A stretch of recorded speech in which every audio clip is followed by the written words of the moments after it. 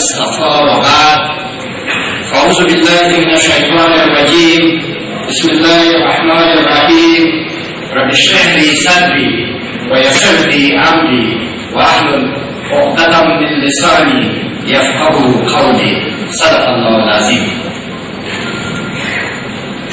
ډېرو قدرمنو د ولس استازو وکیل صاحبانو، ګران او معظم ورور صلاح الدین ربابي، محترم او قدرمند ورور ډاکټر صاحب عبدالله، سناتور صاحبانو، د افغانستان د اسلامي دولت د کابینې غړو، وزیر صاحبانو، معین صاحبانو، والي صاحبانو، په کابل کې د بهرنیو هېوادونو استازو، سیاسي، ملي، فرهنګي او جهادي شخصیتونو او د حزب اسلامي افغانستان قهرمانو مجاهدینو، په مبارک اسلام او ګران او عباد مینو وروڼو، د مقدس جهاد د شهیدانو کندو ګورو، وراو او د بېوزلو یتیمانو، وارثانو،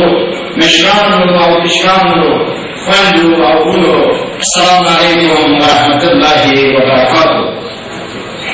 تر هر څه لومړی تاسو ټولو ته چې د کابل او بېلابېلو ولسوالیو، ګاونډیو ولایتونو او د ګران هېواد له هرې برخې او سیمې نه مو نننۍ غونډې ته تشریف راوړي، زحمت مو ګاللي، د زړه له کومې اخر لاس ووایم. هر کله راشئ، قدمونو مو په سترګو آبینو. قدرمنو وروڼو، خویندو، راځئ د مقدس جهاد د دوران د هغو پاکو او سپېڅلو شهیدانو ته، شهیدانو ارواحو ته د لوی جلاله الله نه دربار څخه لاسونه لپه کړو چې د ګران هېواد افغانستان د خپلواکۍ الهي کلمې لوړولو لپاره یې خپل سرونه نذرانه کړي دي. برادران و خواهران گرامی،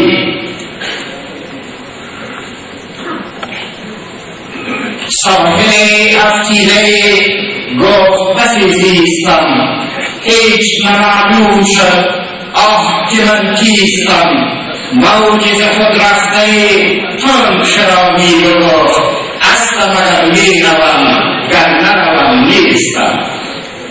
خداوند عزیزم، سپاسگزار هستم که فرصت می‌یابم در این اجتماع بزرگ و مخلصانه که رهروان راه خدا و حقیقت از همه اکناف و اطراف افغانستان جمع شده حضور پیدا می‌کنم و لحظات چندی را در کنار عزیزان عقیده و همفکر که دارای درک و درد مشترکند سپری می‌نمایم. باور کنید این لحظات از بهترین لحظات حیات و زندگی من است.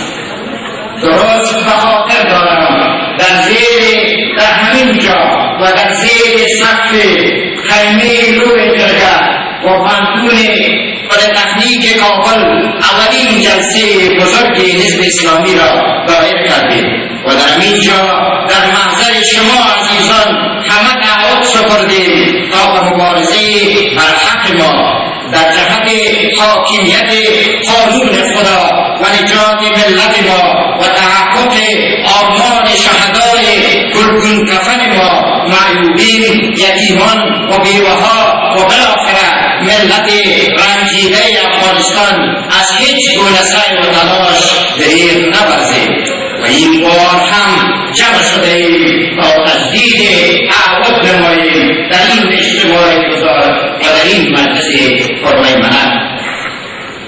در همین جا به یاد شهدای عزیز ما و در بحثشان از انجینیر عبیدالرحمن شهید یاد نمودیم، چون پانزده پلیتکنیک کابل که پایگاه روسا و ظهور اندیشه‌های کمونیسم بود و سنگر عقیده و فکر اسلامی عبیدالرحمن و